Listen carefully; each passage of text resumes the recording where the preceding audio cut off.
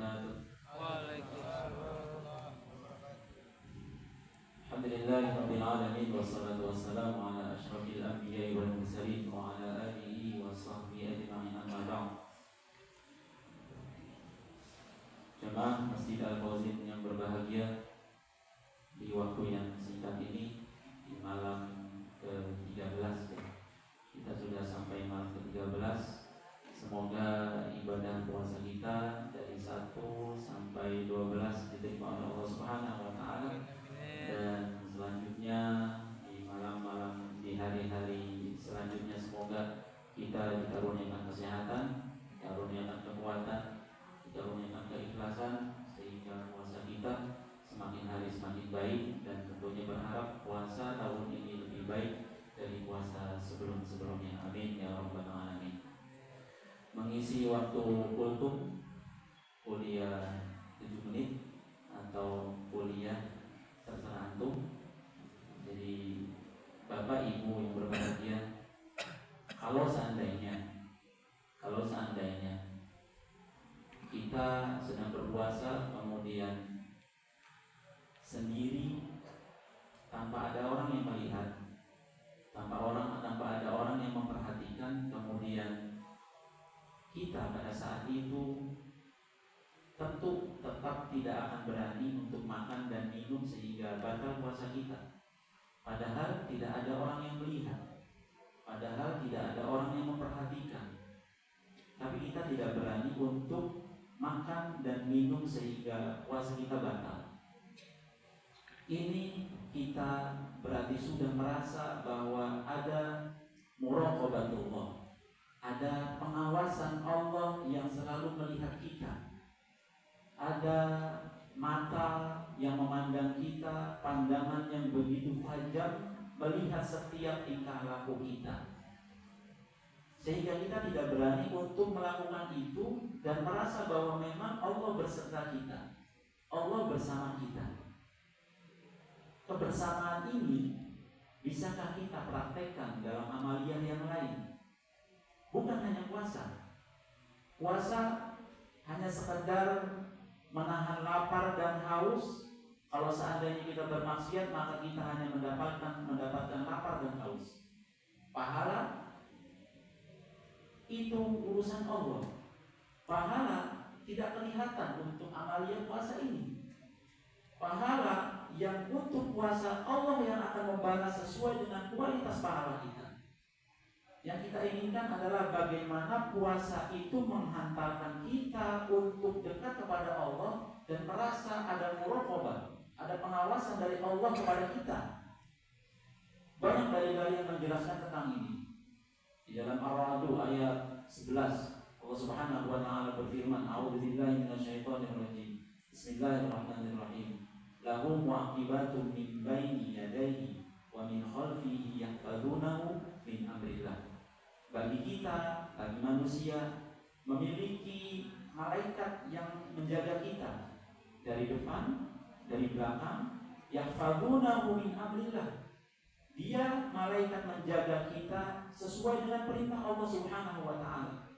Artinya apa? Bahwa malaikat mendampingi kita setiap waktu, setiap saat, dimanapun kita berada, disitulah ada malaikat. Bahkan di dalam surah Qaf, Allah Subhanahu wa taala menjelaskan di dalam ayat 17 dan 18, "Idh yatalaqqal mutalaqiyani 'anil yamini wa 'anil shimali qa'id, ma yalfidhu min qawlin ladaihi illa raqibun 'atid."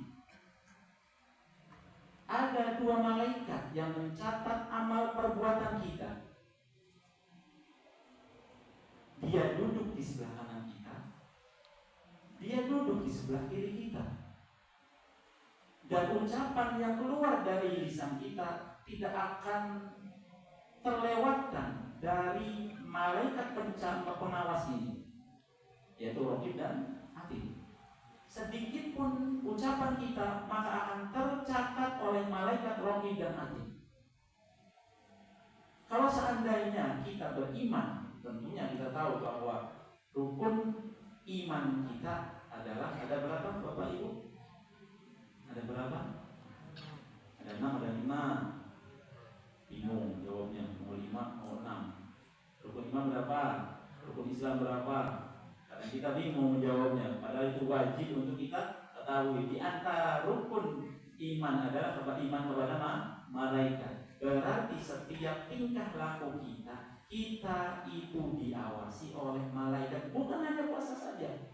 Nah, untuk menjadikan puasa Ramadan ini berbekas kepada kita, coba kita latihan setiap tingkah laku kita, setiap apa yang kita lakukan, sedikit, banyak, ramai, sepi, kita harus menyatakan bahwa kita diawasi oleh malaikat, dikawal oleh malaikat. Sehingga ketika kita sholat, yakinlah ada malaikat yang melihat, yang tentunya Allah Subhanahu wa Ta'ala akan mengawasi semuanya. Ketika kita dalam kesendirian membuka HP, apa yang kita lakukan? Kalau seandainya kita tidak merasa diawasi, tentu kita akan melakukan segala aktivitas terserah kita, karena kita merasa tidak diawasi. Akan tetapi ketika kita sudah merasa diawasi, ada mata malaikat, ada mata Allah mengawasi kita, pengawasan Allah yang tidak akan lepas sedikit pun, maka kita akan betul-betul merasa untuk jangan sampai bermaksiat kepada Allah Subhanahu wa Ta'ala. Kita sering, bahkan saya, Anda semuanya jatuh pada lubang yang sama. Artinya dosa kita terlalu banyak. Tidak apa-apa, dosa istighfar. Akan tetapi semakin banyak dosa, maka semakin banyak istighfar. Yang tidak baik adalah dosa banyak, istighfar jarang. Ini permasalahannya.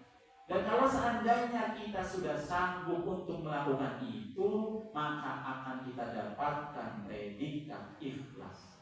Kalau sudah ikhlas, orang ikhlas itu tidak takut dengan cacian dan tidak bangga dengan pujian. Orang ikhlas itu selalu menyembunyikan amal sebaik mungkin sebagaimana dia menyembunyikan dosa-dosanya. Orang ikhlas itu tidak pandang di mana dia berada, yang tujuannya adalah kepada Allah Subhanahu wa Ta'ala. Mau dipuji, mau dicaci, tujuannya bukan itu.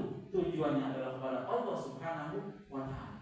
Dan ini adalah momen yang terbaik untuk melatih kita agar kita merasa bahwa kita diawasi oleh Allah Subhanahu wa Ta'ala. Sebagaimana kita ketika puasa, kita tidak berani untuk makan, minum, walaupun tidak ada yang memperhatikan. Karena apa?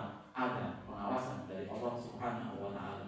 Jamaah yang berbahagia, kultum yang singkat ini semoga bermanfaat buat saya pribadi dan kepada jamaah sekalian, dan semoga kita diberi kekuatan oleh Allah Subhanahu wa Ta'ala sehingga kita betul-betul mendapatkan ridho dari Allah Subhanahu wa Ta'ala dan menjadikan puasa ini adalah puasa yang lebih baik dari puasa sebelum-sebelumnya. Amin ya rabbal alamin. Kurang lebihnya mohon maaf. Assalamualaikum warahmatullahi wabarakatuh.